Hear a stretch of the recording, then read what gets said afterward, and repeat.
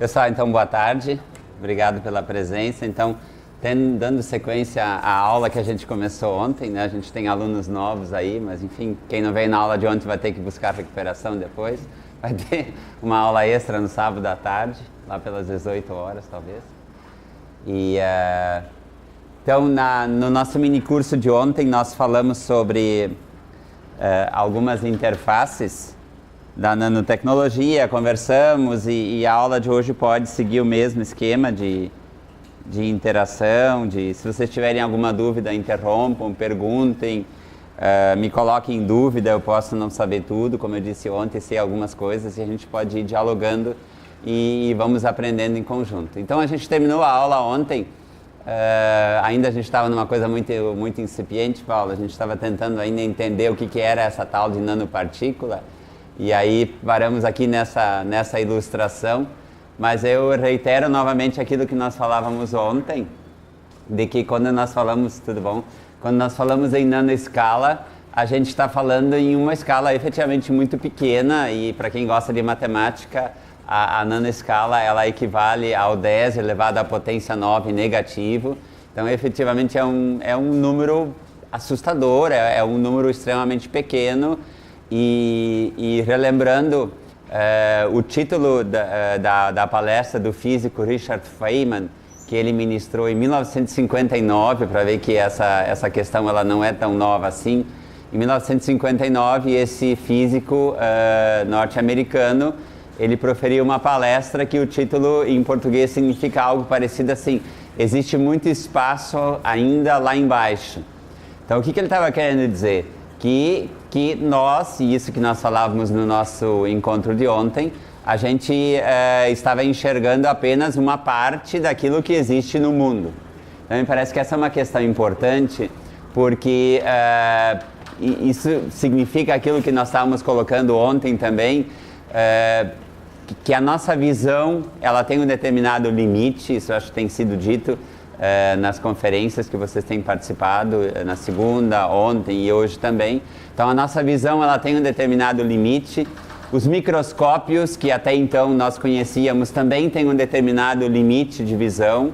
E para que a gente pudesse acessar essa escala que está algo em torno de 10 elevado à potência 9 negativo, novamente foi necessária a criatividade do ser humano para desenvolver equipamentos, nanoscópios talvez, com nomes bastante complexos para nós aqui das ciências humanas, sociais aplicadas, mas equipamentos que permitissem a você enxergar essa escala diminuta que sequer os microscópios convencionais que nós tínhamos até então enxergavam.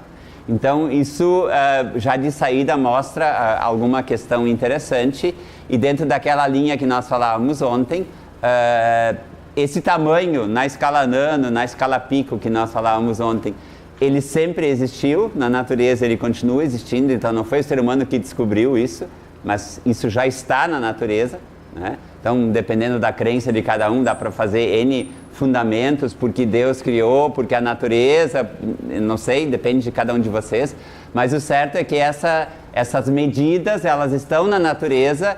E para nós humanos isso agora está se tornando possível porque agora a gente está tendo equipamentos com condições de enxergar numa escala tão pequena quanto a escala nanométrica. Então não é uma invenção do ser humano, pelo contrário, é um desvelar daquilo que na natureza sempre existiu. Claro que o ser humano agora, com as possibilidades técnicas, científicas, com as possibilidades e combinações químicas, ele está conseguindo reproduzir essa partícula que na natureza sempre existiu. Então, nós não inventamos nada, nós estamos simplesmente agora acessando uma escala que já existia, mas que para nós não existia porque nós não enxergávamos ela.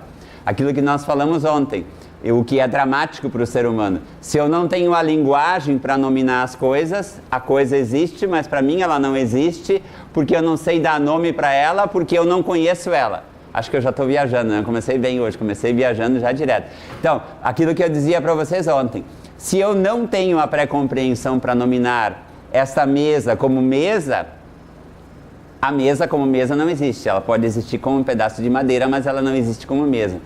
Então isso me parece que é dramático, porque isso significa o quão pouco nós sabemos. E quão limitada é a nossa possibilidade e quão grande é a possibilidade na medida em que nós temos condições de acessar uma universidade, de acessar um curso que seja técnico, um curso superior, de participarmos de um evento como esse, de fazer a leitura de livros, de acessar a internet, enfim, de ampliarmos o nosso leque de horizonte. Porque isso é dramático. O nosso horizonte de sentido é limitado. E na medida em que a gente vai caminhando e tendo consciência disso, nós temos condições de ampliar o nosso leque. Então isso me parece que é muito interessante e isso que caracteriza a questão do conhecimento. Porque na medida em que eu sei que eu não sei, né? Esse não é um mero jogo de palavras, é uma realidade. Na medida em que eu tenho consciência que eu não sei e eu vou em busca desse conhecimento que eu sei que eu não sei, eu tenho condições de abrir o horizonte. Então isso me parece que é genial. Oi? Eu só sei que não sei. Exatamente. Então não adianta ficar só nisso. Cada vez que eu sei mais, eu sei mais. Exatamente. E por que tem essa comparação? Porque na medida em que você vai abrindo o leque, você percebe, mas ele é mais largo.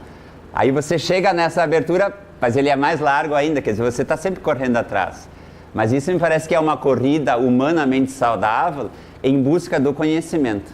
E me parece que essa sede a gente não deve nunca deixar esgotar, né? E me parece que a nanotecnologia ela é um propósito que veio, de certo modo, chacoalhar o conhecimento de todas as áreas para mostrar, olha, vocês sabiam muito, mas agora nós temos uma possibilidade de conhecimento, não sei se infinitamente, mas pelo menos em grande parte, ilimitadamente possível de ser descoberto, de ser desvendado e de ser utilizado para o bem. Uma questão que me parece muito importante é o uso da tecnologia, porque a tecnologia em si não é um mal. Não é um mal. Então a gente não precisa fazer a crítica, essa tecnologia ela é um demônio porque ela vai acabar com o gênero humano. Não, a tecnologia não. Agora, o modo como nós humanos usaremos essa tecnologia e esse conhecimento, esse pode ser destrutivo. Então essa é uma questão importante. E essa é a reflexão que a professora Tânia, já que ela está aqui agora, homenageando a presença dela, essa é a reflexão que ela fazia agora na mesa lá do ensino médio. Porque veja quantas coisas são criadas, são desenvolvidas pela genialidade do ser humano e, na verdade, aquela discussão que nós fazíamos hoje de manhã, não são verdadeiras inovações porque elas não são colocadas à disposição do bem-estar do ser humano e da preservação ambiental, porque já não é mais a preservação do ser humano. Essa preservação do ser humano, o nosso bem-estar, ele tem que estar necessariamente combinado, conjugado com a preservação do ser humano. No direito a gente tem um contrato que se chama de comodato. E o comodato é um empréstimo gratuito. Porque existe o empréstimo locação, que você transfere algo que é seu para alguém usar e você mensalmente recebe uma retribuição, que é o aluguel, por exemplo, ou juros, o empréstimo e assim por diante. Mas existe o comodato em que você dá alguma coisa, como se fosse locação, mas você não cobra nada, é simplesmente um uso gratuito. Então é possível fazer uma analogia dessa figura contratual no sentido do planeta Terra. Nós recebemos o planeta Terra em comodato e nós temos que devolvê-lo nas mesmas condições que nós recebemos ele. Talvez melhorado, mas nunca depreciado, o que acho que vai ser pouco difícil, nós vamos morrer com esse débito. Mas essa é uma questão para a gente pensar. De que maneira a gente está cumprindo este contrato, sei lá como vocês quiserem chamar, esse pacto com você mesmo, é uma coisa meio endiabrada, você faz um contrato consigo mesmo de devolver o planeta Terra, em que todos estão, mas me parece que a gente precisa misturar e efetivamente complexificar isso e começar a pensar nesse ângulo. Tá? Então tudo isso para tentar recapitular a aula de ontem, que não foi nada disso, foi uma outra coisa, mas que agora me parece que era esse o momento para dizer isso. Tá? Muito bem. Depois eu vou deixar essa apresentação aqui, eu deixo para a professora Tânia e vocês multipliquem como acharem interessante, porque eu não vou agora tentar brigar com a internet, ver se ela abre ou não abre, mas aqui tem alguns links, né? Esse aqui é um link em espanhol, que está eu não sei agora exatamente. Acho que está na página do Relance, que é uma rede de pesquisa também latino-americana sobre nanotecnologia e sociedade, em que você pode viajar pelos decimais, tem sons de átomos e coisas assim, bastante interessantes. Às vezes, assim, no final de tarde, para quem não tem nada para fazer, dá uma navegada pelo mundo e ver como é que seria um som quando está tudo em silêncio. Então, parece que é bem interessante. E tem esse aplicativo aqui para o iPhone. Então, para quem tem um iPhone, pode, enfim, interagir com a sua máquina e comprar, ver produtos de nanotecnologia e aí ver em que setores eles estão. Então, isso aqui, na verdade, ele é muito útil para aquele cético que diz, nanotecnologia, isso é coisa do outro mundo. Não, isso é coisa deste mundo. Então, para quem ainda acha que aquilo que a gente está falando aqui desde segunda-feira ainda é uma coisa, isso não vai acontecer nunca. Dê uma navegada aqui para ver os produtos que já estão, né? E aliás, é esse sinal aqui. Aqui tem um outro link muito interessante, que são as escalas do universo. Em que também você vai viajando, você vai movimentando o seu mouse e você vai de uma escala a maior possível no mundo até a menor possível no mundo. Então também dá do macro para o bastante inferior à escala nano. Então é bastante interessante para você ir mexendo e para quem vai dar aula, para quem vai explicar, enfim, dá para navegar. Tem vários exemplos, o que tem em cada um dos níveis de tamanho, então me parece que é uma coisa bastante instrutiva para a gente olhar. Falava-se no primeiro dia na conferência de abertura sobre esse livro, do Ray Kurzweil, A Singularidade Está Próxima. E aqui tem um videozinho também bastante maluco, né, mas que é bem interessante, porque fala de nanotecnologia também. Porque nesse livro, acho que não está traduzido para o português ainda, não tenho conhecimento, pelo menos me parece que está só em inglês. Então, para quem está fazendo curso de inglês, quer treinar, então esse é um livro bom para você ir lendo e tal. E verificar o quanto a nanotecnologia está contribuindo para que a tecnologia da informação ela se ultrapasse em períodos cada vez menores. O que o autor diz, e ele vai colocando em vários momentos a questão da nanotecnologia, é que nós estamos nos aproximando de um momento em que a máquina, aí aquela questão do transhumanismo, que nós falamos em alguns momentos também, em que a máquina ela fica acoplada ao ser humano, ou ser humano à máquina, eu não sei exatamente qual é a simbiose que se dá primeiro, e a partir desse momento nós teríamos, digamos, um novo início, tal qual o início que se deu lá atrás com o primeiro surgimento do ser humano na face da Terra.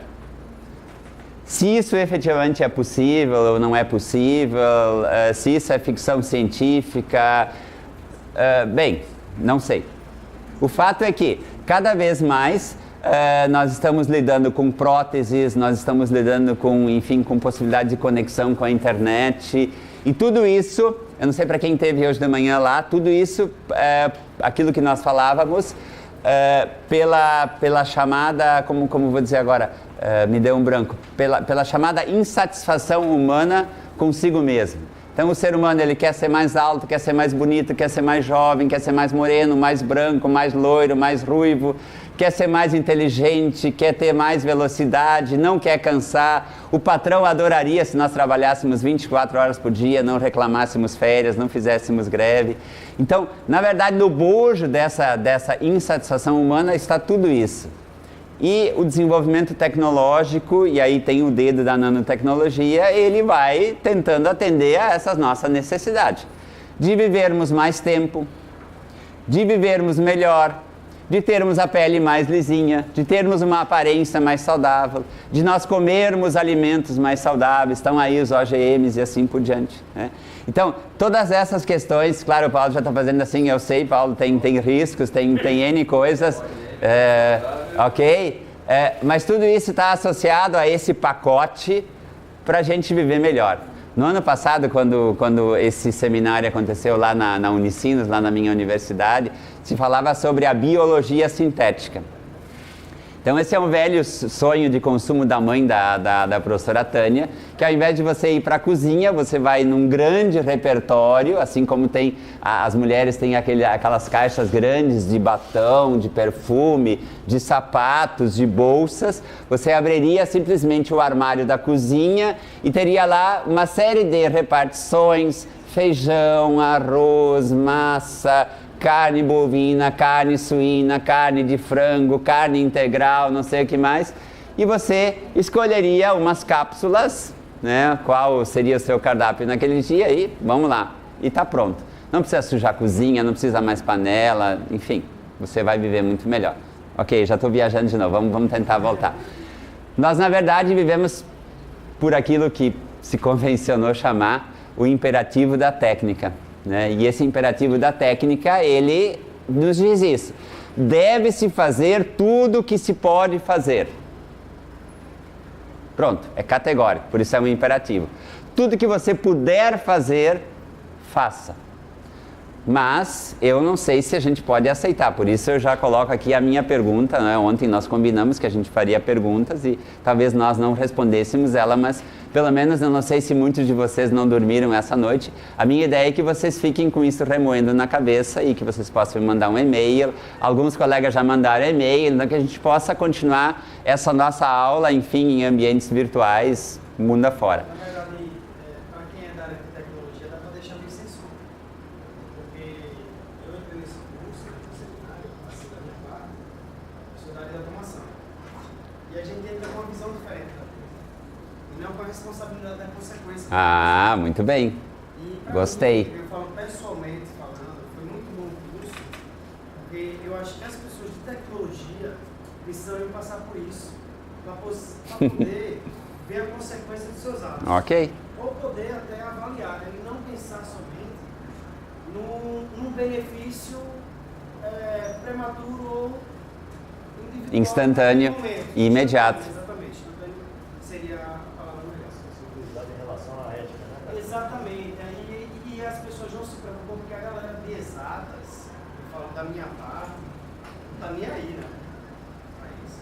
Isso me tocou muito fundo, na verdade, porque você começa a ver de outra maneira. Eu acho que seria muito bom para as pessoas de exata terem também essa visão da sociedade, na verdade. Muito bom. A gente só pensa em ganhar grana, inovar, Entregar o produto. Né? E não pensa nessa consequência do resíduo, né? No caso, né? Ok. Hoje em dia, pelo que eu percebi, na verdade é o resíduo, né, que é o mais preocupante, né? Não vai ter controle, na verdade, daqui a pouco não vai ter controle de nada, né? Ok. Daí, Muito bom. Então, já fazendo uma propaganda para a continuação do seminário de amanhã, amanhã eu vou contar um pouco da história, daquilo que o Paulo já disse um pouco também, daquilo que aconteceu na audiência pública sobre os 2 projetos de lei de nanotecnologia, que tem mais ou menos a ver com isso que você está colocando. Por quê? Porque se nós olharmos hoje a maioria dos cursos técnicos, eu não sei exatamente como é aqui, então não posso falar, mas eu falo um pouco da minha instituição. Não que seja uma grande característica, mas há um pouco essa preocupação de uma discussão ética. Então, tem algumas disciplinas que são colocadas ao longo desses cursos das exatas, justamente para colocar algumas dúvidas na cabeça desses camaradas. Eu não sei nem se é juízo, mas pelo menos assim, ó, acender uma luz. Opa! Será que isso aqui é simplesmente entregar e aí acabou a minha responsabilidade? Então, acho que essa é uma questão bem importante, porque hoje, muitas vezes, os cursos tecnológicos, os cursos das ciências exatas, são pensados com esse intuito, é ensinar a técnica e pronto, é isso. É chato. Os alunos não gostam, né? Os alunos não gostam muito. Mas me parece que a gente precisa... não é que é chato, não, eu não acho chato, não. Ah, ok, ok. Obrigado. Não, eu sei, entendi. Não, legal. Eu sei, entendi.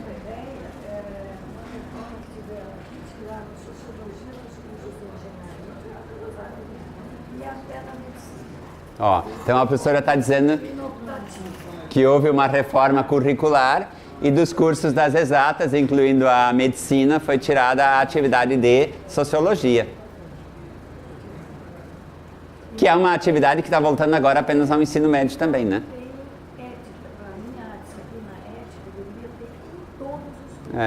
Ao menos ética profissional, né? Porque uma questão importante é essa aqui, ó, gente. Eu posso não concordar com a tecnologia, ou eu posso ser um adepto da tecnologia, mas eu não posso pensar, como o colega lembrou, e me parece que é um gancho para a gente discutir, que a tecnologia é simplesmente, bom, eu fabriquei o computador, ele tem uma memória boa, é isso. Tá aqui, compra, usa, não tem mais nada a ver com isso. Não, me parece que a gente precisa avaliar sobre isso aqui. Quem vai responder? Quem vai responder? É o outro? E aí volta aquela questão, aí eu já passo a palavra para o Paulo, aí volta aquela questão que nós falávamos ontem, que foi colocada na conferência de abertura, que nós estamos numa democracia. E uma democracia, no Estado democrático de direito, é necessário o comprometimento de cada um. Não significa dizer isso é coisa do governo. Não, o governo não é uma pessoa que está passando ali, o governo somos nós. Então me parece que a gente precisa pensar nessa mediação entre meios e fins. Porque não dá para dizer simplesmente que os fins justificam os meios. Não. Para eu alcançar um determinado fim que seja legítimo, que seja adequado, eu preciso ter meios que estejam nessa mesma linha. E essa me parece que é a discussão que a gente tem que fazer, e essa é a discussão que as áreas exatas não querem fazer. Ou seja, não querem discutir isso, não querem discutir legitimidade, não querem discutir compromisso ético, querem discutir simplesmente aquela fórmula exata da produção tecnológica. Fala, Paulo. Nós temos ou não temos o direito de recusa à tecnologia? Ontem a gente estava falando sobre isso, e hoje de manhã eu joguei esse problema também para o pessoal que estava lá, no seguinte sentido. Não há um direito escrito em nenhum lugar. Mas eu, por exemplo, se eu tenho um computador, ou se eu tenho um iPhone ou iPad, sai um novo, eu preciso jogar fora esse aqui para comprar outro? Se todos, ou se a grande maioria não comprasse o novo modelo, nós seguraríamos um pouco essa desenfreada criação de novas tecnologias. Só que para isso, Paulo, e aí essa é uma coisa que ontem a gente discutiu aqui, só que para isso eu preciso ter essa consciência. Esse telefone celular ainda funciona. Tem todos os recursos. De manhã alguém perguntou, eu conheço parcialmente os recursos dessa engenhoca. Então por que eu já vou comprar uma outra que tem mais coisas ainda? E eu volto a dizer, ontem eu disse isso também, eu não me excluo desse aspecto consumista porque eu também gosto de consumir. Mas me parece que nós temos que começar a ter essa consciência.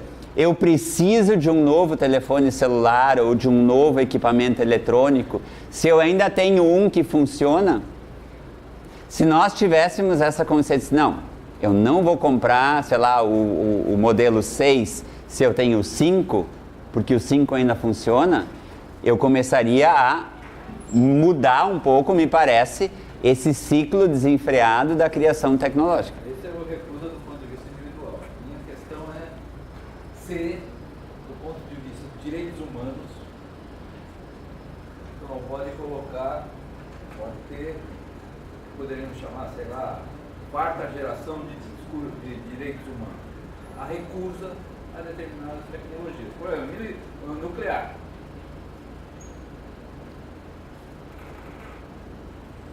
Não há um mecanismo para você obrigar. Eu acho que tem que haver, e essa é uma grande questão que o Paulo levanta, que normalmente a gente pensa o direito como algo que impõe. E me parece que a gente precisa começar a enxergar as nossas obrigações, independentemente de ter uma mão invisível que vai dizer, se você não fizer, você é punido. Deixa eu só fechar esse raciocínio. Essa é uma questão importante. Por quê? Porque o direito que vem do poder legislativo, todos nós sabemos que ele vem defasado, porque tem um tempo grande de discussão, tem lobby, tem interesses, o projeto de lei entra de um jeito, ele vai tramitando, ele vai sendo retalhado e o texto de lei sai de uma outra maneira. Então a gente está percebendo, me parece, e aí eu não sou contra nenhum deputado, congressista, não sei se tem alguém aqui vinculado, então não é uma crítica, mas é a instituição em si que eu estou falando, não é a pessoa, mas a instituição. Então me parece que a gente vai precisar mudar. E a gente não deve esperar que alguém diga, isto é proibido, isto deve ser assim. Eu acredito muito, Paulo, talvez eu seja um dos últimos românticos, mas eu acredito muito no poder de mobilização das pessoas, delas começarem a perceber as coisas e dizer, não quero. Ou espera um pouco, eu vou me informar melhor, eu vou buscar mais informações, eu vou buscar o serviço de atenção ao cliente, sei lá, eu vou conversar com o meu colega, com o meu vizinho, Espera um pouco.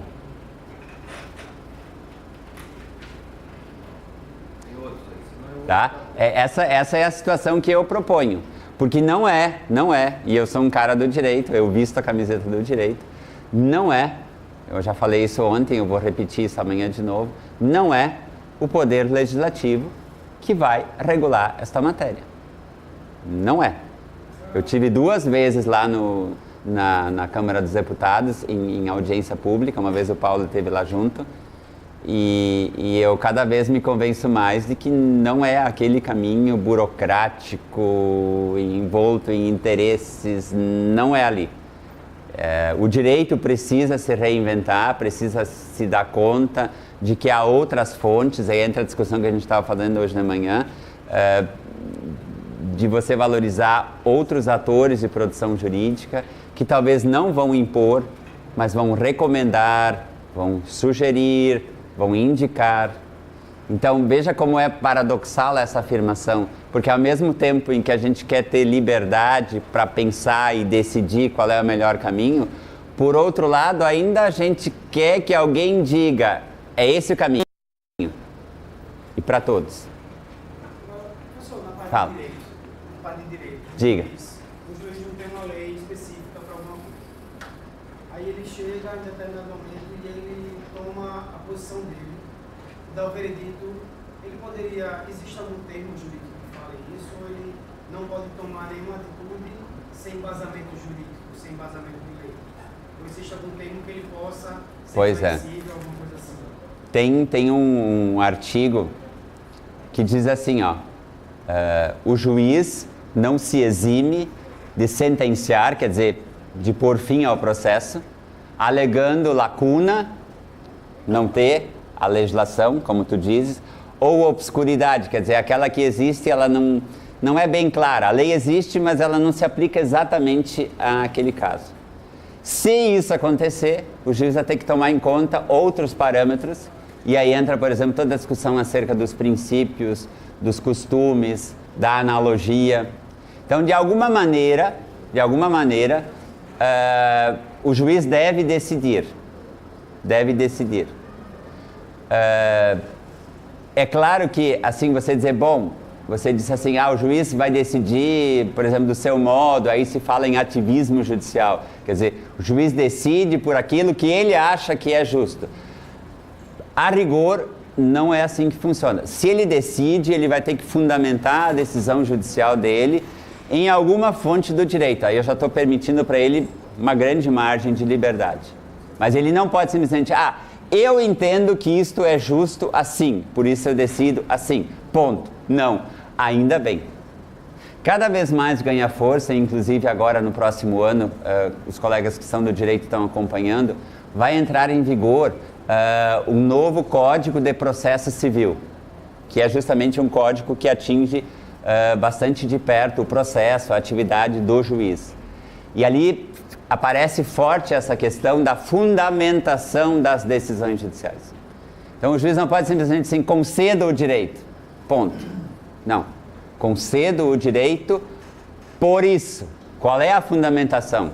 Qual é o fato, qual é o documento, qual é a norma jurídica que ele está se fundamentando, se baseando para dar aquela decisão.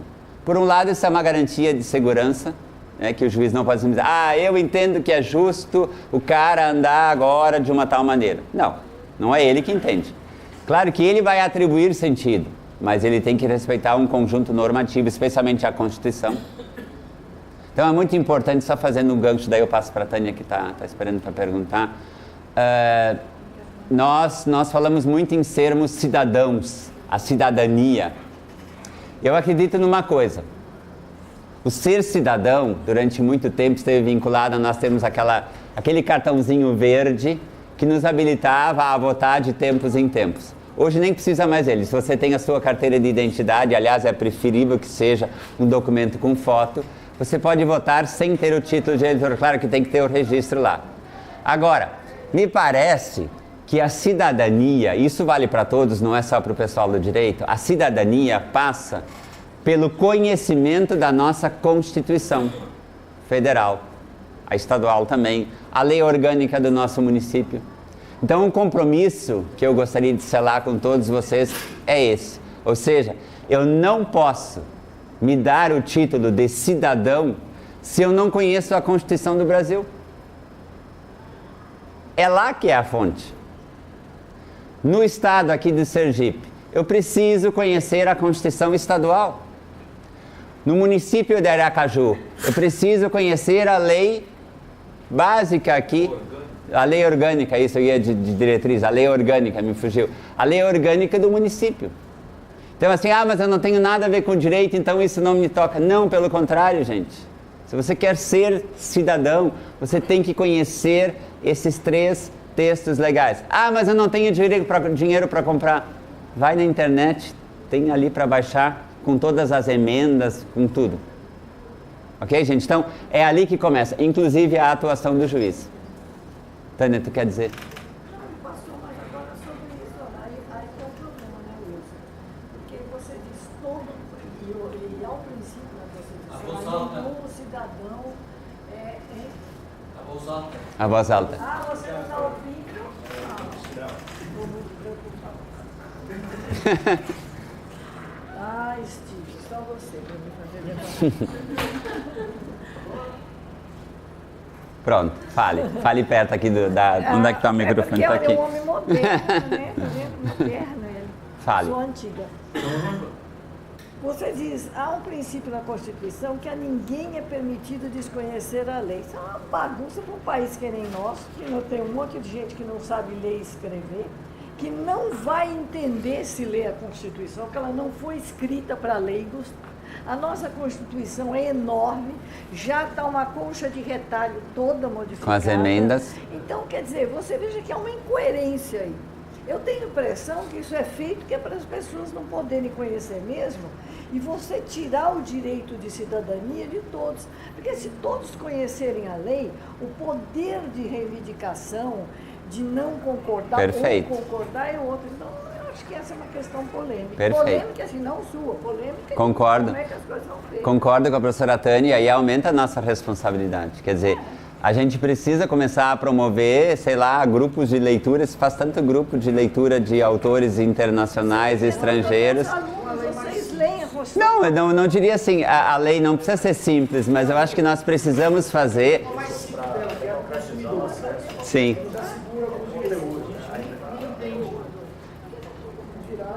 Então, pessoal, olha só, uma coisa para a gente poder avançar também. Pense no seguinte, compor grupos de leitura dos textos legais. Por que eles são colocados daquela forma? Eu acredito que não seja intencional. É a questão da linguagem que eu estava falando no início. A linguagem. Uma outra forma, como a lei não é criada caso a caso, mas ela é criada de uma maneira geral, aliás, ela não é criada casuisticamente caso a caso, ela é escrita de um modo aberto, certo? Então, na verdade, porque senão você teria que ter uma lei para cada situação que aconteça. Então, são situações como essas, concordo com a professora Tânia, né? E aí eu acho que ela pegou o ponto fraco daquilo que eu disse, mas me parece também que nós precisamos organizar essa sociedade e ler com ela, e aí é a nossa responsabilidade aqui da universidade de ir lá para fora, depois do muro, do portão de entrada lá, e levar esse conhecimento que a gente está gerindo aqui dentro, que a gente está aprendendo, que a gente está, enfim, nos transformando, e levar lá para fora para fazer essa transformação. Por quê, gente? Senão a gente vai continuar acreditando que vai vir alguém, um salvador, que vai dizer, olha, esse é o caminho. Não, a gente vai ter que descobrir. Vai ter que errar, vai ter que bater a cara na porta, mas a gente vai ter que descobrir. Esse é o ônus, pessoal, olha só, este é o ônus da democracia. Não é ninguém que vai dizer, somos nós que vamos deliberar. Então, se você, por exemplo, participa aqui na escola eu ia dizer Grêmio Estudantil, não é Grêmio Estudantil, o centro acadêmico, ou mesmo no ensino médio do Grêmio Estudantil, você participa da associação do seu bairro, você participa da associação do seu clube, aquilo é lugar para você levar esse material. E chamar alguém lá que entenda um pouco mais a legislação, não estou dizendo que nós não conheçamos, vamos sentar, vamos ler, vamos tentar entender. Pessoal, não tem outro jeito. Não tem outro jeito. Se nós não fizermos assim, a Tânia tem razão, nós vamos continuar sendo excluídos. E aí é um problema muito sério. Nós não vamos ter o título de cidadão, por quê? Porque a gente não está sabendo do que está acontecendo.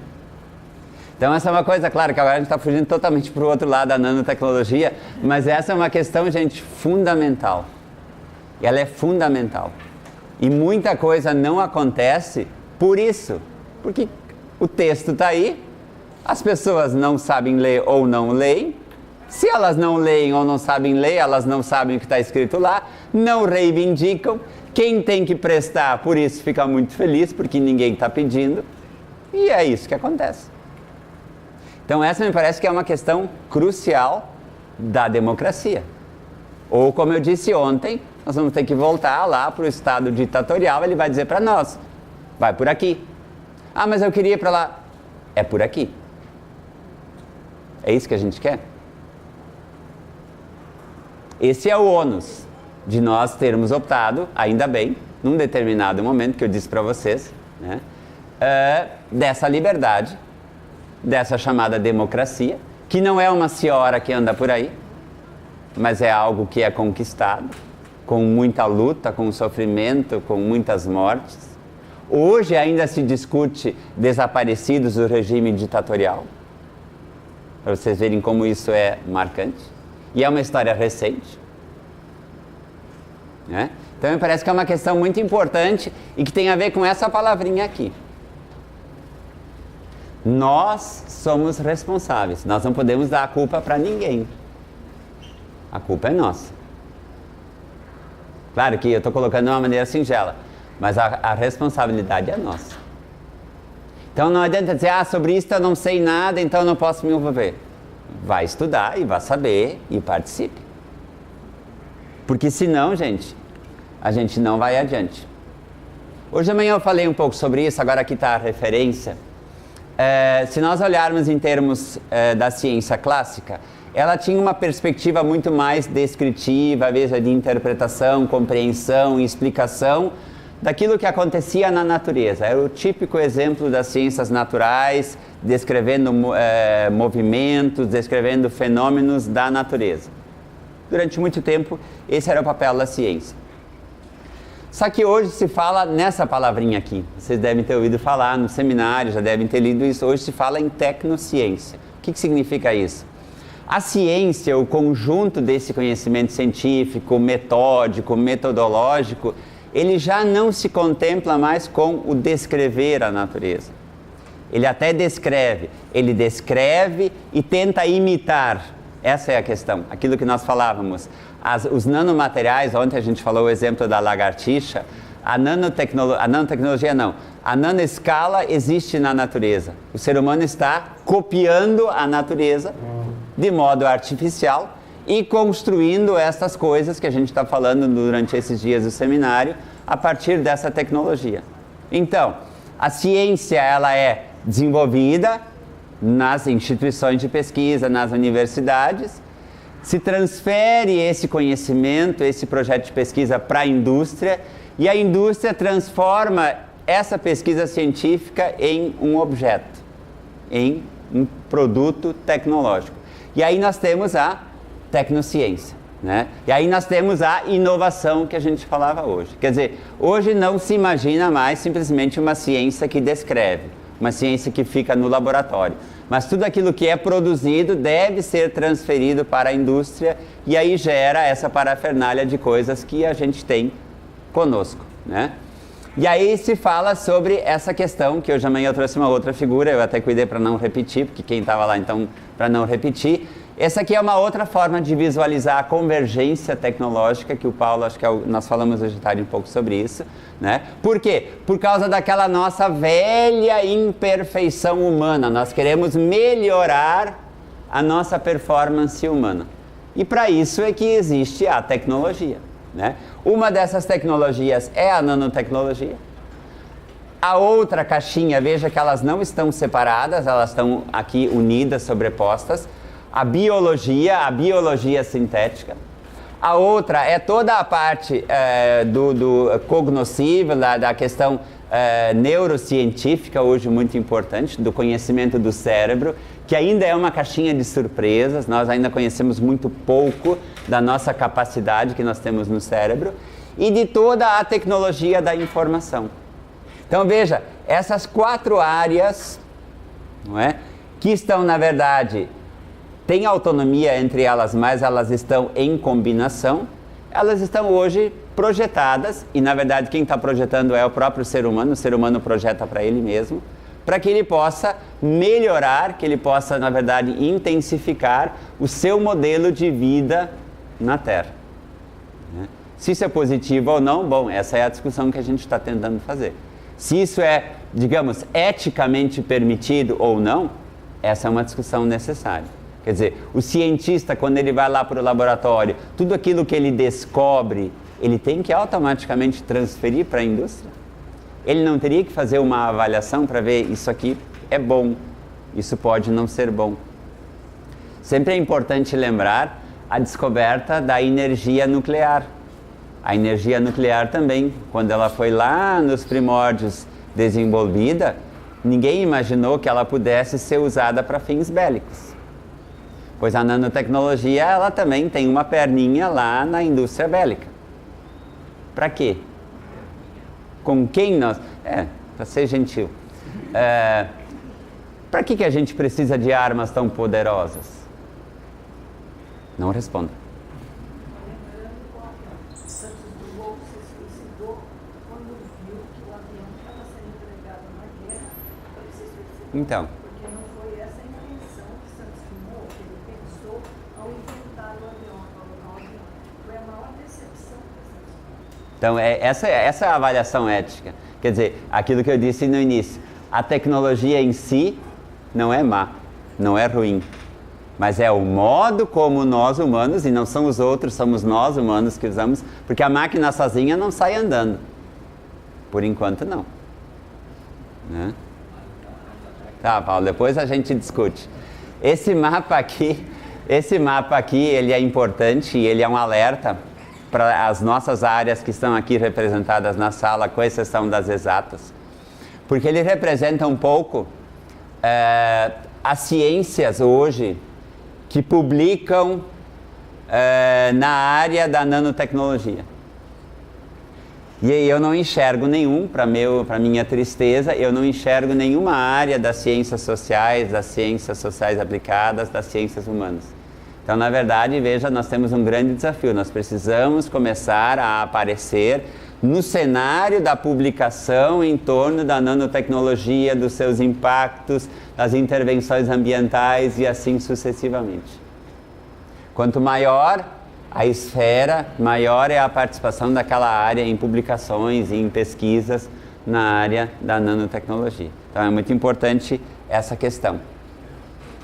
Nós temos uma mudança paradigmática, claro que não aconteceu de repente, mas ela já vem acontecendo, mas a gente pode contextualizar ela temporalmente para fins didáticos, e que nós temos uma mudança, inclusive, acho que hoje à tarde foi a Duley que falou, qual é a física que o professor de física vai ensinar na sala de aula?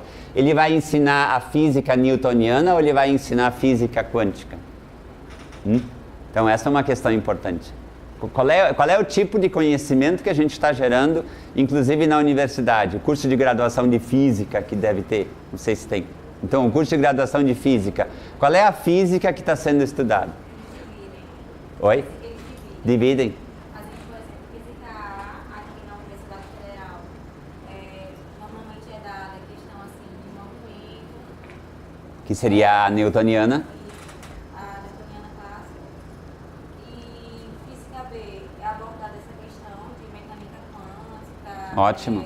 Então, sistema solar, etc. ó.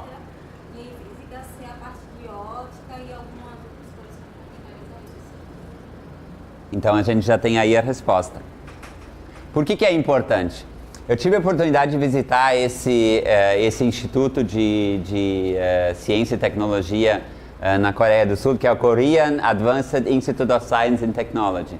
É um centro gigante de pesquisa que tem em Seul, na Coreia do Sul, que é o equivalente ao MIT americano, vocês já devem ter falado no Massachusetts Institute of Technology, que Então, na verdade, são 2 institutos que se equivalem, um em cada lado do globo terrestre.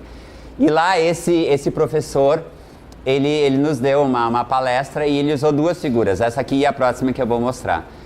Claro que ele fez aqui uma divisão, mas eu digo para fins meramente didáticos, em que na visão newtoniana, matéria, espaço e tempo, cada um ao seu modo, e aquela velha ideia, 2 corpos não podem estar no mesmo lugar e ao mesmo tempo. Com a perspectiva subatômica ou com a visão relativística ou quântica, que seria própria do nosso século aqui, isto é possível. Então veja que isso muda, é uma mudança paradigmática na forma de pensar, na forma de ensinar, na forma de estudar e na forma de construir as coisas. E esse professor, ele fez uma tabela que me parece que é bem importante para a gente examinar com bastante calma, porque ele fez uma distinção entre as características próprias da física newtoniana e as características próprias da física quântica e da relativística também. Então veja por que é importante. Por exemplo, os trabalhadores, tipicamente na visão newtoniana, trabalhadores manuais.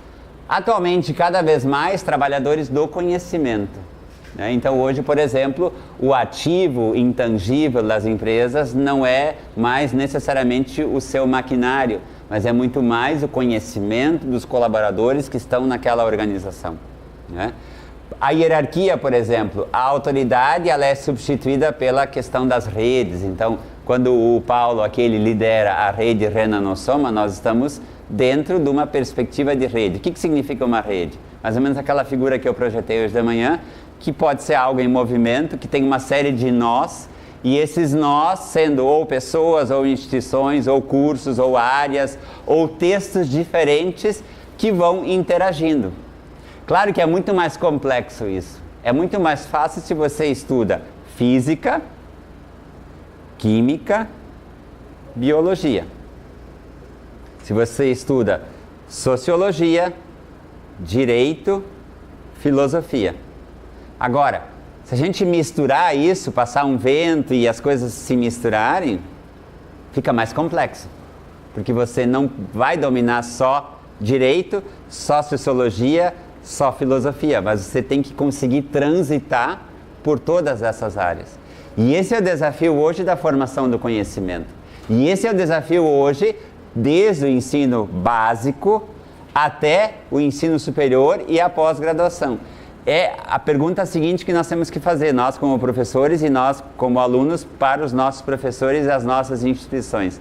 Que tipo de formação nós estamos dando e recebendo na sala de aula? Nós efetivamente estamos sendo preparados para esse mundo da vida e do trabalho que nos exige uma série de competências simultâneas? Na Unicinos, por exemplo, se trabalha a ideia de competência dentro de um tripé.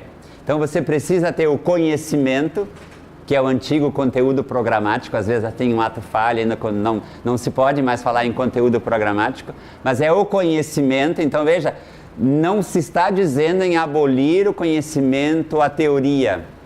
Não, ela faz parte da competência, mas não basta só o conhecimento. Eu preciso ter a habilidade. O que é a habilidade? Eu tenho que saber resolver problemas concretos a partir do conhecimento. E eu tenho uma terceira, digamos, um terceiro elemento das competências, que é o quê? A atitude. O que significa a atitude? Pontualidade, comprometimento, participação, seriedade, dedicação e outras. Então, hoje em dia, se você vai se candidatar, por exemplo, para uma vaga de um trabalho nesse mundo do trabalho, o que eles vão querer saber de você? Se você sabe determinado conhecimento, se você sabe aplicar esse conhecimento e se você efetivamente tem compromisso com aquilo que está sendo proposto. Então, esse é o grande desafio hoje do mundo do trabalho. Então, nanotecnologias, por tudo isso, só um pouquinho, deixa eu só terminar. Por que nanotecnologias? Porque é um conjunto de conhecimento ou de uma técnica que eu vou aplicando em um conjunto variado de setores. Então, eu não tenho um setor, mas eu tenho um conjunto de setores que se utiliza da escala nanométrica para a produção, enfim, dos objetos. Fala, Steve. Sim.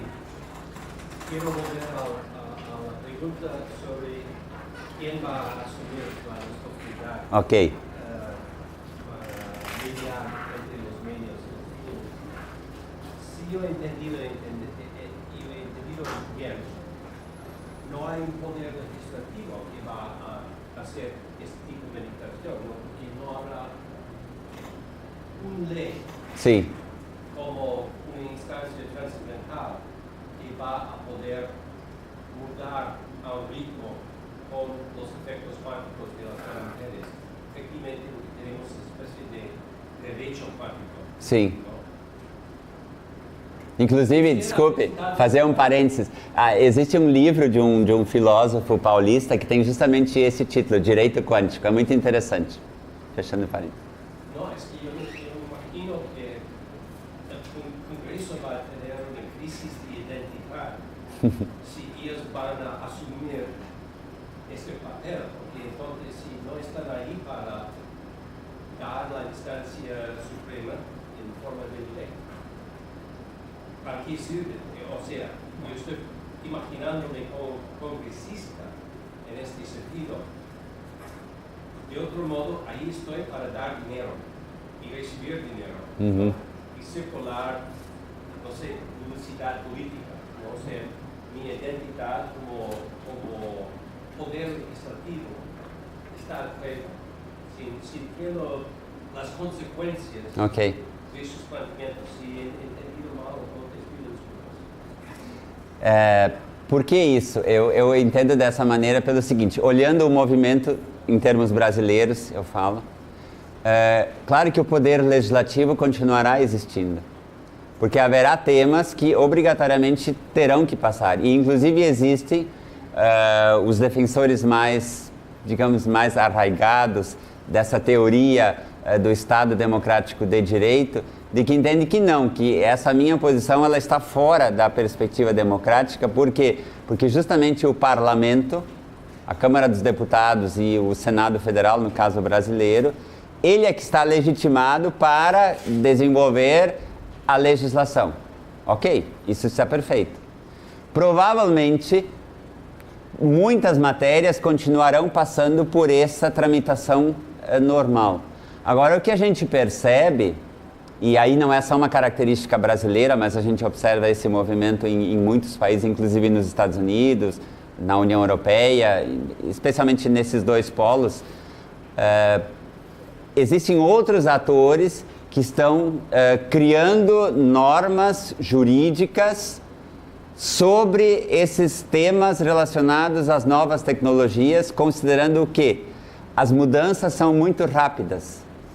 E na medida em que as mudanças são muito rápidas, há um descompasso com a rapidez com que a ciência vai gerando novas informações e novos conhecimentos e uma velocidade mais lenta do poder legislativo, como eu disse ontem e repito agora, que é normal dele, me parece que tem que ser, talvez tenha que ser assim, uma coisa mais pensada, vamos amadurecer, enfim.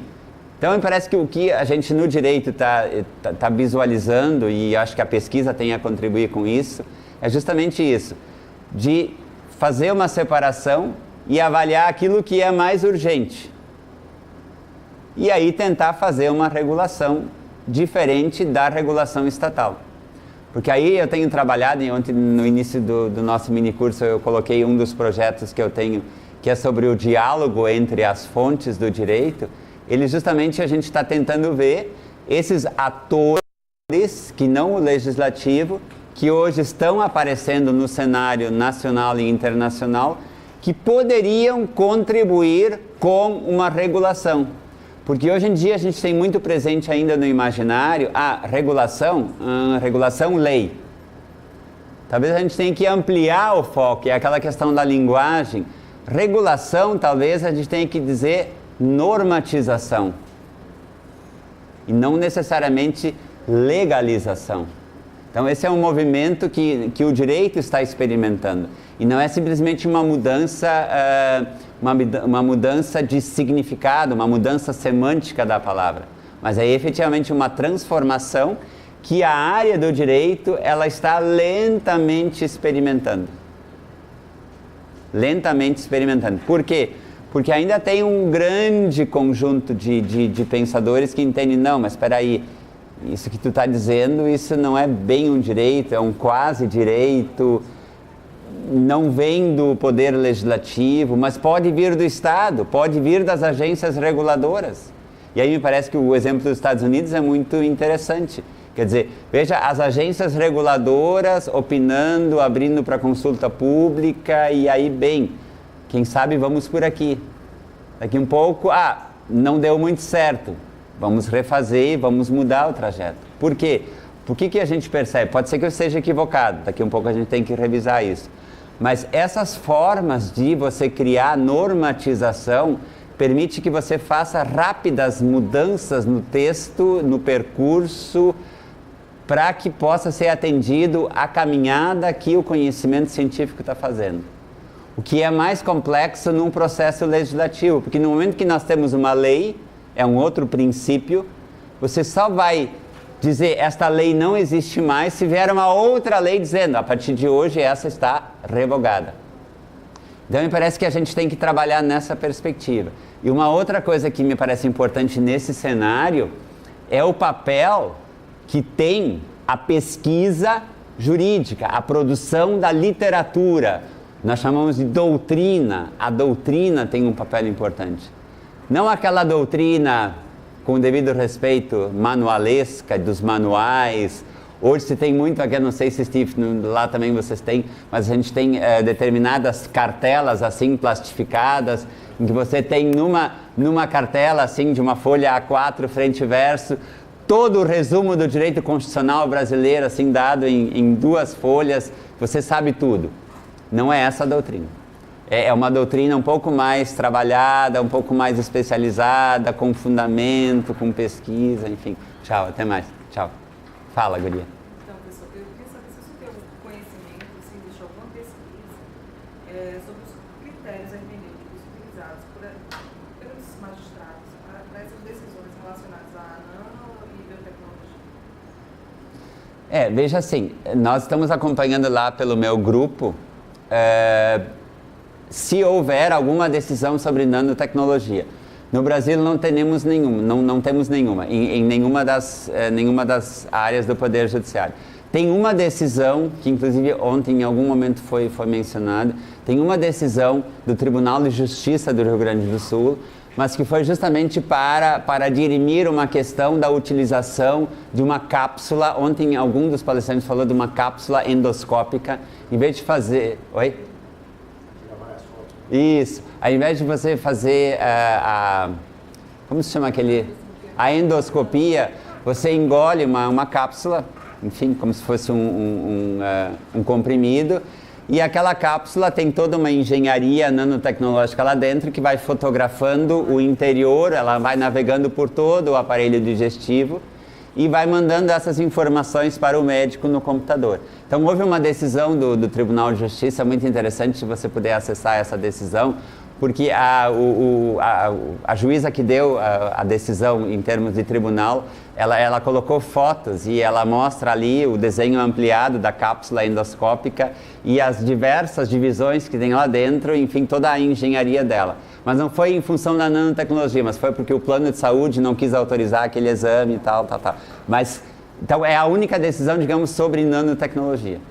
Né? Sobre biotecnologia eu não posso te dizer exatamente, mas sobre nanotecnologia não tem nada e a gente está sempre olhando para ver se surge alguma coisa. Eu não entendi qual foi a decisão da juíza a respeito dessa. É que, na verdade, a decisão foi no sentido de se o plano de saúde da pessoa que entrou com o recurso deveria ou não pagar este exame especial que era bem mais caro que a endoscopia normal. Então, na verdade, não entrou na nanotecnologia, mas a nanotecnologia entrou assim para dizer, olha, tem esse exame, é com nanotecnologia, tem aquela figura. Então, não houve uma decisão sobre a nano, mas sobre a utilização daquele exame, sobre a autorização do exame.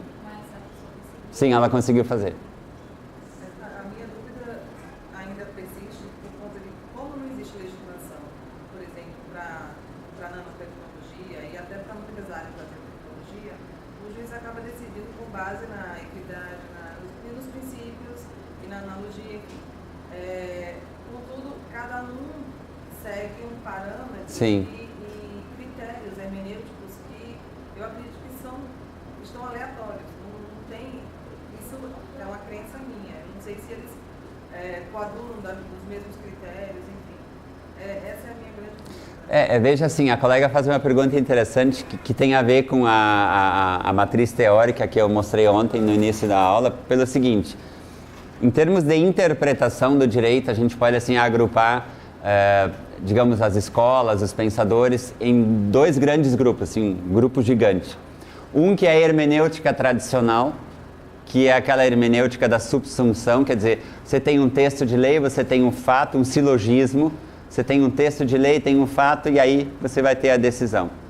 A outra seria essa perspectiva hermenêutica filosófica, talvez, de Gadamer, enfim, que ao invés de você fazer essa dedução, você vai atribuir sentido. E aí, claro, aí tem muito mais de subjetividade, da pré-compreensão do juiz, que ele vai dar digamos, uma compreensão daquele arcabouço jurídico naquele momento, frente ao caso concreto, para tomar uma decisão.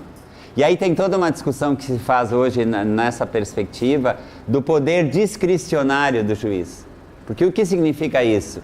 Se você dá ampla liberdade para o juiz, você não sabe exatamente quais são os critérios que ele está usando para tomar aquela decisão, embora ele tenha que fundamentar, né? Então há toda essa discussão sobre se o juiz pode ou não ter esta liberdade para a criação da resposta jurídica. Então esse é um problema realmente bastante sério, né? Mas me parece que, eu não sei, e eu não considero isso um problema muito importante, porque me parece que você precisa dar liberdade para o juiz para que ele possa decidir efetivamente o caso com responsabilidade, fundamentando, dizendo por que ele chegou àquela conclusão. Não sei se... Steve, eu não sei se eu respondi a tua pergunta. Não, é muito provocador que estou pensando que Max Weber dijo que a tragédia do direito é que sempre anda por detrás de los hechos, Isso. sobre todo los hechos tecnológicos. Esto es realmente dar la vuelta, ¿no?, al asunto para hacer el derecho compatible con el ritmo tecnológico, pero de una manera de sacar el derecho como instancia trascendental político, ¿no? Porque entre digamos, la enseñanza tradicional, la ley representa una especie de acuerdo entre los sectores en un tiempo dado y que con el paso del tiempo se agota. Entonces hay que constituir una ley fundamental de nuevo, ¿no?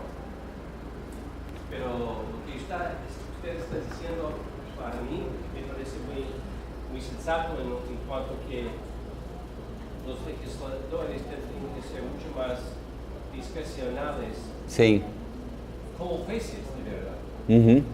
Cuando sí o no van a abordar de elaborar una ley y cuando van a dejar los científicos, los funcionarios en paz de formar sus propias democracias. Sim.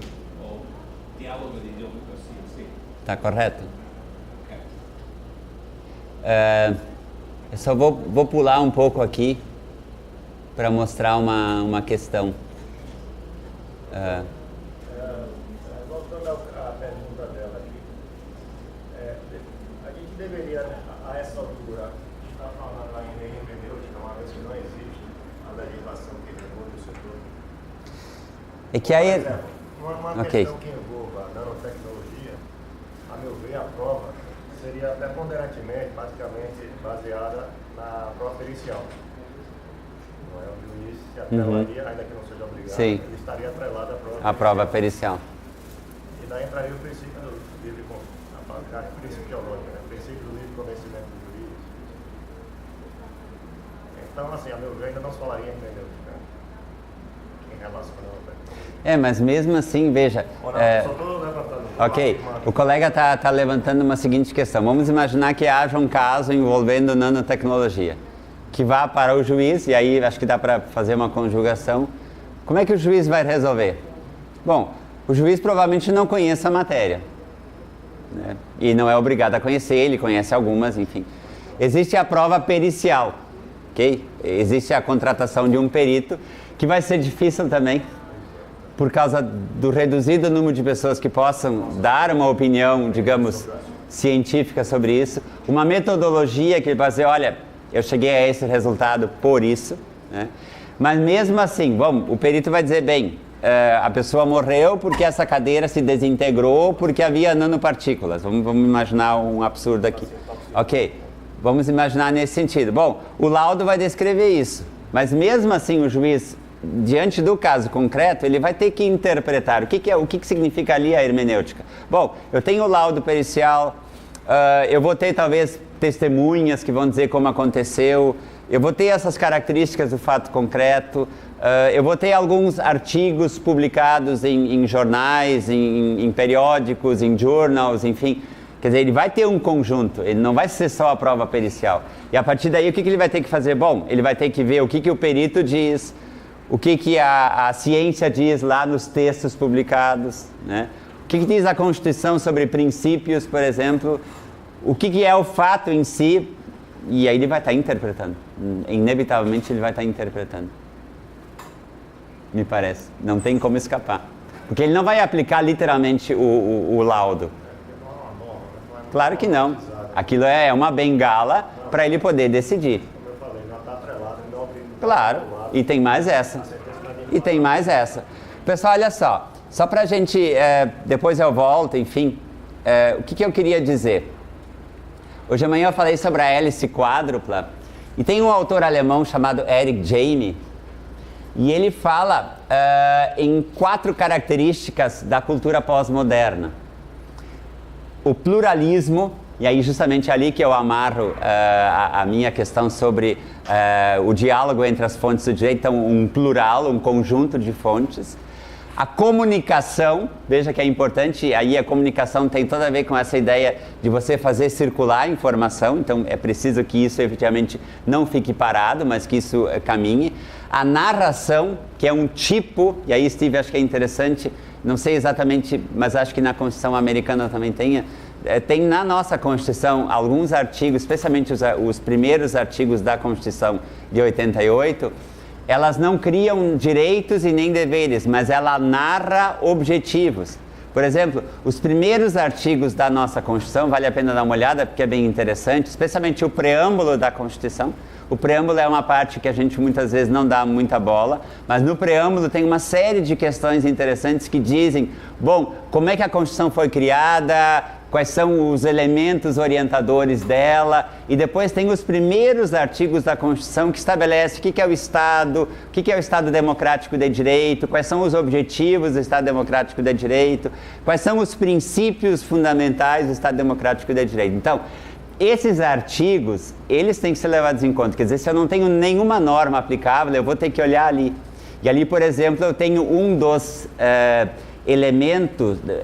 um dos princípios estruturantes do Estado Democrático de Direito é a dignidade da pessoa humana. Então, a dignidade da pessoa humana, que é um outro tema que a gente teria que falar, porque hoje tudo é dignidade da pessoa humana, qualquer coisa que aconteça, foi ferida a dignidade da pessoa humana. Se tudo é, nada é. Então, por aí, a gente teria que fazer uma divisão, mas por enquanto, vamos imaginar assim, a dignidade da pessoa humana, que é um elemento essencial de cada um de nós. Então, se eu for tomar alguma decisão, eu tenho que respeitar a dignidade da pessoa humana, que é o quê? Que é o nosso elemento mais essencial, que é o nosso elemento constitutivo. Eu não posso extrair de mim a dignidade sob pena de eu me desintegrar enquanto pessoa. Então, essa é uma questão basilar. E o retorno dos sentimentos, não é para a gente chorar, enfim, não é isso. Me parece que aqui, e aí o autor faz uma reflexão bastante interessante, esse retorno dos sentimentos é a valorização dos direitos humanos.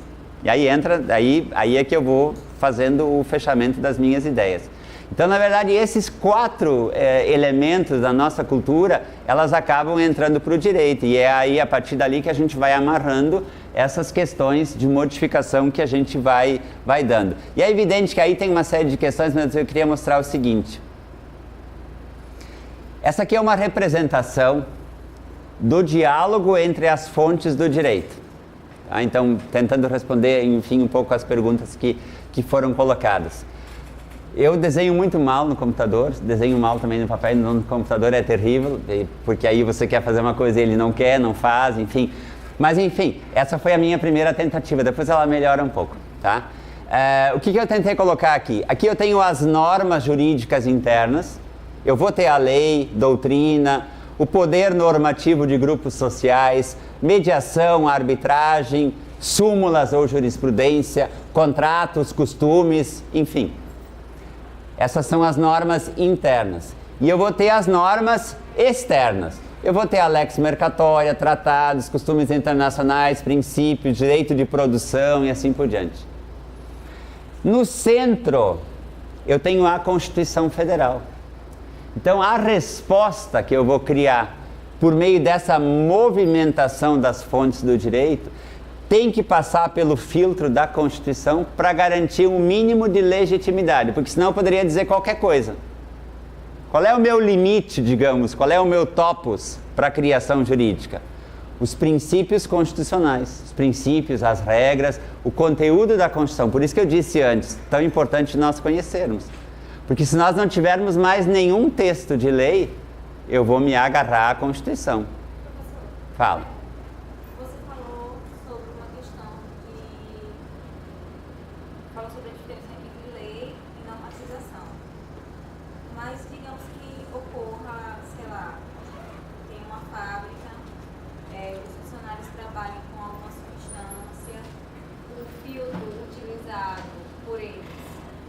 É insuficiente. Seja insuficiente e normalmente vai ser insuficiente para eles, porque ainda não há a preocupação de criação de materiais que façam essa recuperação de normativas.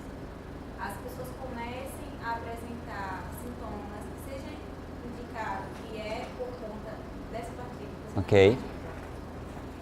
Mas aí existe uma norma, digamos que ocorreu aqui essa mesma norma, mas não existe nada relacionado a isso na Constituição. O advogado da empresa não pode alegar que não existe lei sobre isso, então ele não pode ser julgado para que não existe lei, já que a lei não seria o ponto máximo. Ótima pergunta. Vejam bem, o que a colega está propondo? É aquilo que um pouco ontem a gente tangenciou, mas acho que dá para voltar a isso. É a questão da responsabilidade civil, por exemplo, e digamos, a responsabilidade do empregador, do empresário, do dono do empreendimento, em relação aos seus empregados. Existe na Constituição, a partir do artigo 7º, quando fala dos direitos sociais e quando vai falar justamente sobre essas questões do direito do trabalho e do trabalhador. Então vamos imaginar, houve uma doença no meio ambiente do trabalho que não tem uma legislação específica. Aí ninguém é responsável e o trabalhador fica desamparado? Não, porque aí é que eu vou puxar esses princípios que estão na Constituição. E aí entra o princípio da dignidade da pessoa humana do trabalhador. Então veja que, claro, que é uma construção de uma resposta jurídica que ela é muito mais complexa do que se eu tenho uma lei que diz, olha, a nanotecnologia provoca isso, pena de tanto. Eu aplico ela. É muito mais simples nesse caso. Mas isso não significa, e essa é uma questão que a gente falava ontem, isso não significa que, mesmo não tendo nanotecnologia em nenhum texto de lei, eu não possa vir a ser responsabilizado por alguma coisa provocada pela nanotecnologia utilizada naquela empresa. Por quê? Porque aí entra toda essa questão que a gente falava ontem. Vai ter a Constituição com os seus princípios, vai ter, por exemplo, toda a legislação de saúde e segurança do trabalhador, tá? Que não diz nano, mas é saúde e segurança do trabalhador, independentemente se é nano ou se não é aplicável. Mas aí é que tá, veja bem, não significa que é uma brecha para o empregador dizer, como não tem lei, eu vou continuar fazendo e vou tocar assim mesmo. Não pode ser esse o pensamento. Não pode ser esse o pensamento, por quê?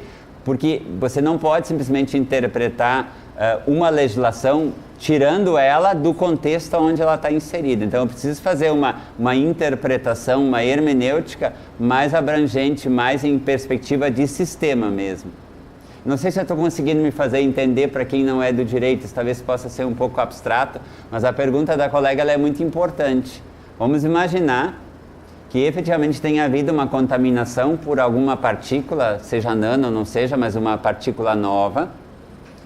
E a pergunta que ela fez foi a seguinte: o empregado pode reclamar alguma coisa do empregador porque ele diz, olha, isso aconteceu lá na fábrica onde eu estava trabalhando? E aí a pergunta dela, ela vai mais além. Pode, se não tiver uma lei? Essa é uma questão muito importante. E essa é uma questão muito importante para quem trabalha numa empresa, para quem tem contato com o empresário. Por quê? Porque muitas vezes o empresário tem esse entendimento. Se não tem lei, bom, está tudo livre. E não é assim. A gente precisa sempre entender o direito não como uma lei, mas como um sistema. Então, não é aquela lei isolada, mas é o que aquela lei representa dentro da Constituição, dentro, enfim, de outras normas jurídicas, inclusive, no caso aqui, dos direitos humanos que a gente falou. Porque essa é uma integração importante que a gente está aprendendo a fazer, que vai estar aqui nessa minha outra figura, tá? Que eu coloquei aqui. Veja só, aqui eu fiz uma listinha de exemplos de normas que podem ser aplicadas e que muitas delas não são leis. Então veja bem, mesmo que eu aqui no Brasil, no nosso direito interno, eu não tenha nada, o Brasil ele está inserido num mundo em que se fala de direitos humanos, que por exemplo tem a Declaração Universal dos Direitos Humanos, que tem uma aplicação global. No caso aqui do sistema americano, nós pertencemos a um outro regime regional, que é o da da Convenção Americana de Direitos Humanos, que é um outro texto. Então veja bem, mesmo que não tenha nada aqui dentro do Brasil sobre normas, eu teria que aplicar essas convenções internacionais. Fala, Steve.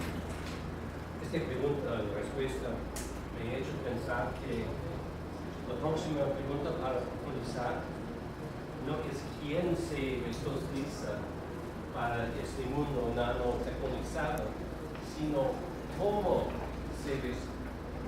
se asume la responsabilidad, ¿no?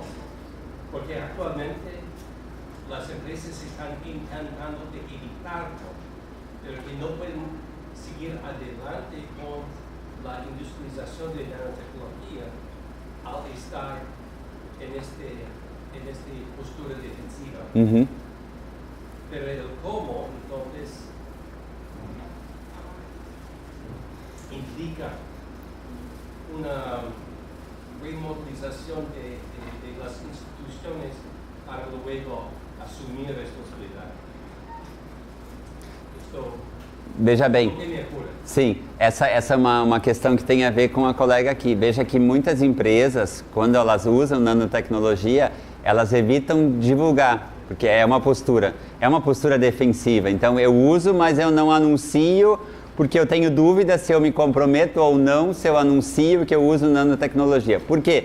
Justamente, e aí é o outro lado daquilo que eu estou dizendo, porque não há um marco regulatório bem definido, que as coisas ainda estão muito, elas estão muito, digamos assim, nas nuvens, elas estão muito no sentido abstrato. Porque normalmente a nanotecnologia ela quebra uma série de paradigmas e um deles é o seguinte: normalmente você tem uma nova tecnologia, você tem a produção dessa tecnologia num produto e você já vai tendo um direito, enfim, que vai legislando concomitante.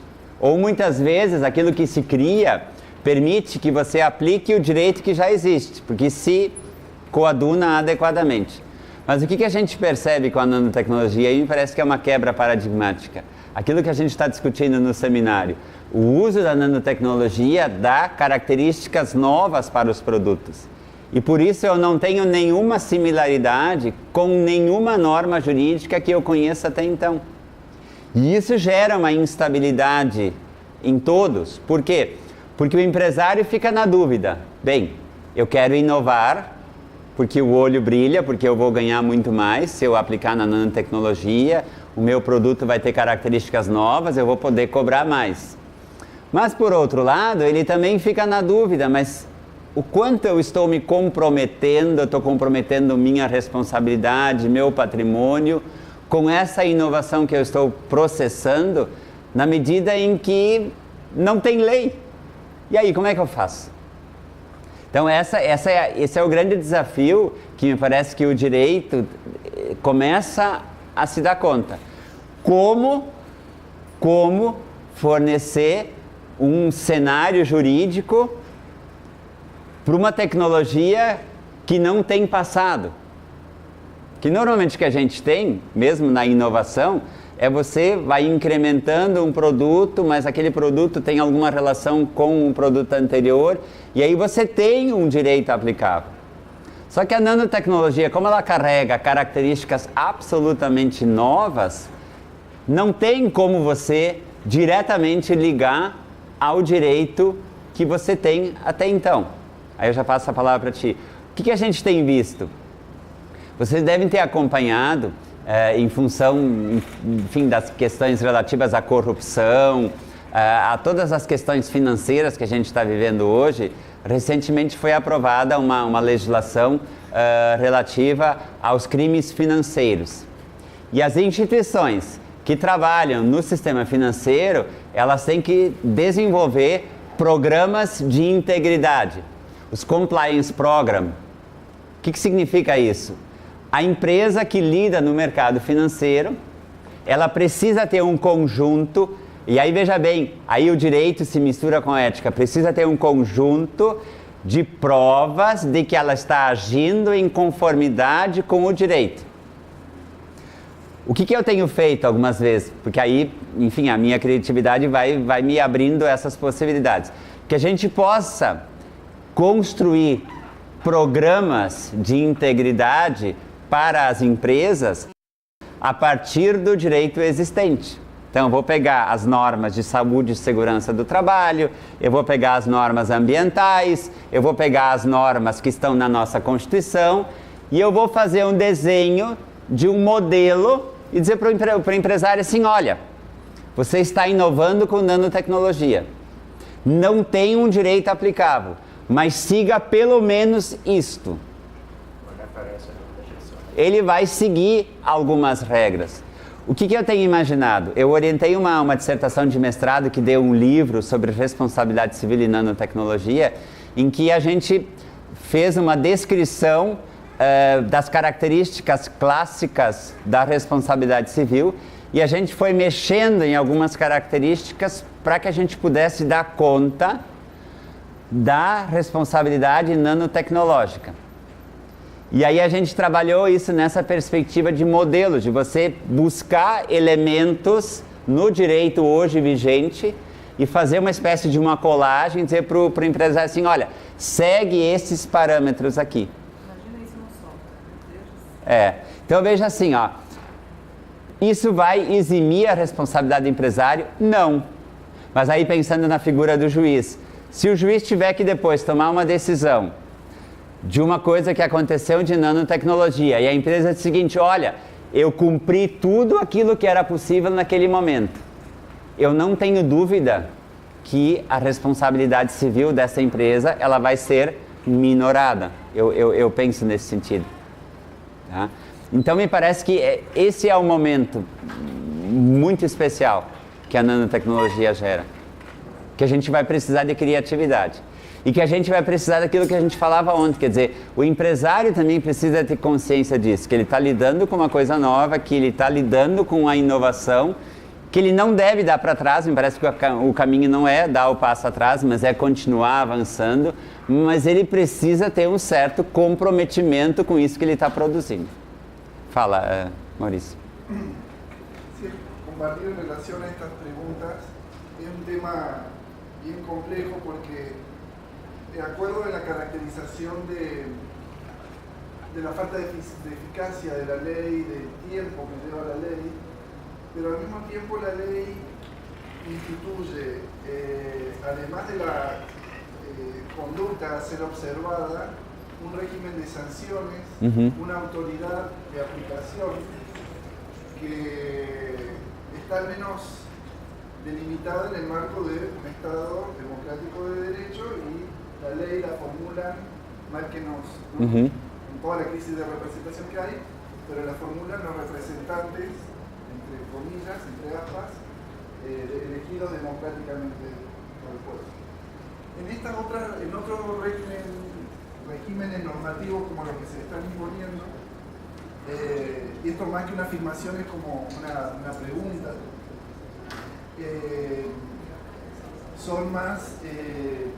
son como más livianos en el sentido de son recomendaciones, son manuales de buenas prácticas, son directivas, y queda como que se diluye la autoridad de aplicación, se diluye el régimen de sanciones, y está muy fuerte el supuesto de la autorregulación y de que las empresas van a presentar ellas mismas sus propios informes y su propia rendición de cuentas.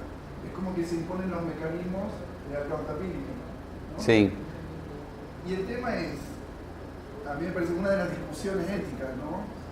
Pensemos nomás en el ejemplo de Volkswagen, ni siquiera ir a la nanotecnología. O sea, las empresas están violando la ley instituida y los esquemas actuales, ¿no? Entonces, a mí me genera esa duda.